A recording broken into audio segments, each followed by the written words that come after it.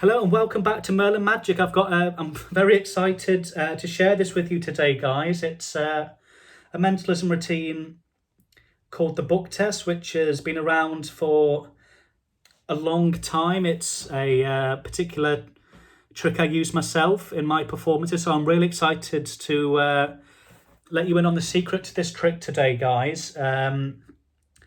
Like I said, mentalists around the world have been using this trick in its various forms for a very long time. So I'm ultra excited to share it with you today. So if you want to learn something mind-blowing, then this is the channel for you. So if this is the first time seeing my face, please would you subscribe and give this video a huge thumbs up if you go on and like the video.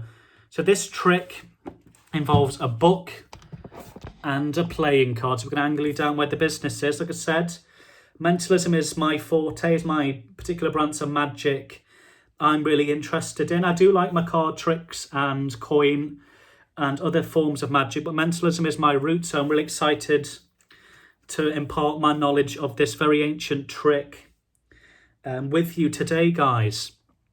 I'll give you a bit of a brief history of mentalism in a moment, but I'm going to get on with this trick, and I'm also going to show you how it's done, which is really exciting for me today, guys. I'd love to see this trick be performed in a new ways. Like I said, it's a very old trick, so I'm hoping you guys can be really inventive once you learn the secrets to go away and put your own twist on it. Like, mentalism's been around since about 1572 was the first recorded mentalist he performed. So it's like I said, mentalism's been around for a long time, and this trick called the book test is a very ancient trick. So what we're going to do, imagine you're sitting at home, it's a Sunday, you've just had your Sunday lunch, your roast dinner with your folks, with your grandparents, and your granddad who's sitting in the chair and he says to you, oh, could you're a mentalist, aren't you? Have you got a trick to show us today? And you'll be like, yeah, sure, I'm going to show you something, a very ancient trick. What I want you to do is, if you've got a bookshelf or a library, go and select any book you like. I don't want to influence you in any way. Maybe it's your favourite book. Maybe it's just the first book you come to. I'm going to leave the room in a moment, but I just want you to select a book. He goes away, selects the book. I doubt he'll actually be picking the Vampire Diaries. That's just the first one I saw. And you've got your card, which is the Joker, which is going to be the bookmark. So what you're going to say to him is, in a moment, I'm going to leave the room, and I want you to, as you can see, this book has got around about 400 pages, something around about that. There's a lot of words per page. There could be 100, 150 words per page. There's 8-letter words, there's 6-letter words, there's 3-letter words. A whole variety, which I couldn't possibly know. So in a moment, I'm going to get you to turn to maybe to your favourite chapter in the book, or maybe just a random page in the book, and I want you to look at the last word and the page number of your page you decide to choose. I'm not going to influence you in any way, because I'm going to leave the room. Obviously, due to virtual reasons, I can't actually leave the room because I need someone to choose it. But if I had a spectator, I would leave the room. They would have a look through the book, come to a particular chapter or a particular page. Once they've done that, they've memorised the page and the last word of the page. Then they would call me in. So we're going to go ahead and do this.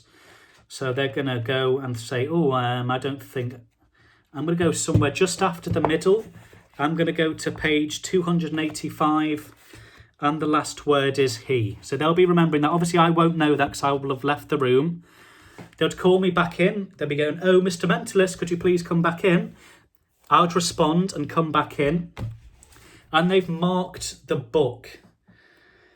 Right, and I'll say to them, okay, I've had no influence on what page or what word you've chosen. I want you to put your best poker face on. It's like I say, you could have chosen any page. There's plank, there's hour, there's scarily, there's loads of words, I couldn't possibly know what page you've chosen. So I want you to look into my eyes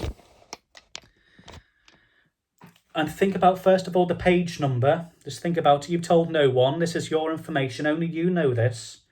But I think It was page 285. You don't have to say anything.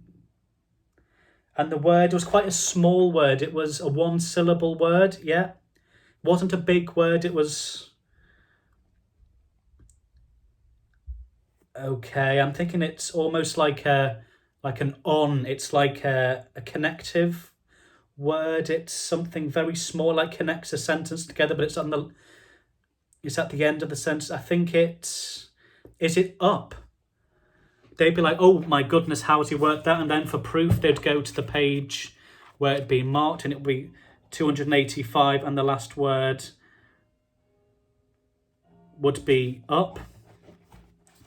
And that is the trick. Like I said, it's fantastic. This is the easiest version I know.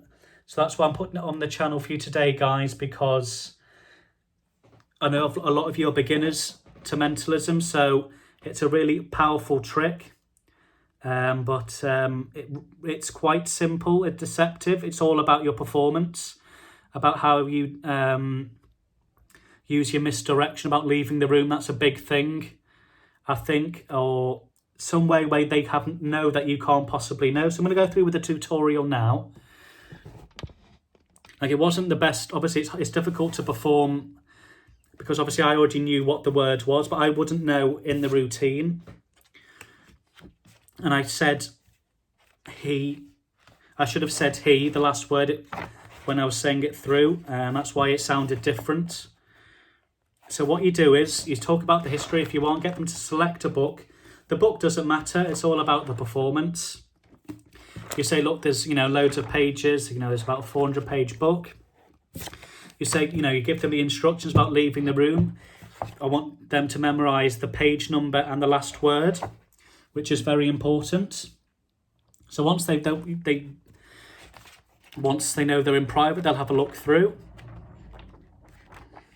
They land on page 315. And of course, the last word here is past, if you can see that. So they'll be thinking to themselves, 315 and past.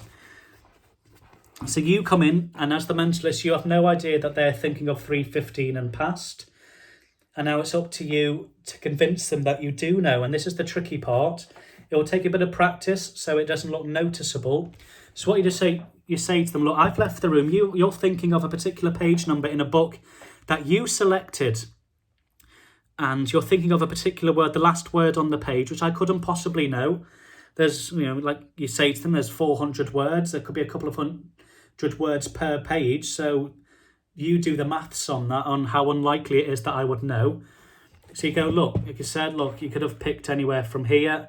There's big words here, like, fairly big words like terribly and stuff like that. And what you're doing is you're waiting to get to the bookmark, but you don't want to make it look like you're going straight to it. And you're saying, like, you could have picked chapter 3 or anything like that. And, there's loads of, and as it pops to their page, you quickly glance, the page 315, and then you look at past.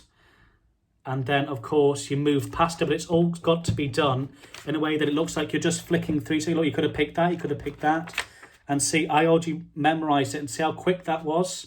There's no way they could have known I managed to remember the page number and the word. So that's what it is. It's like a glance through.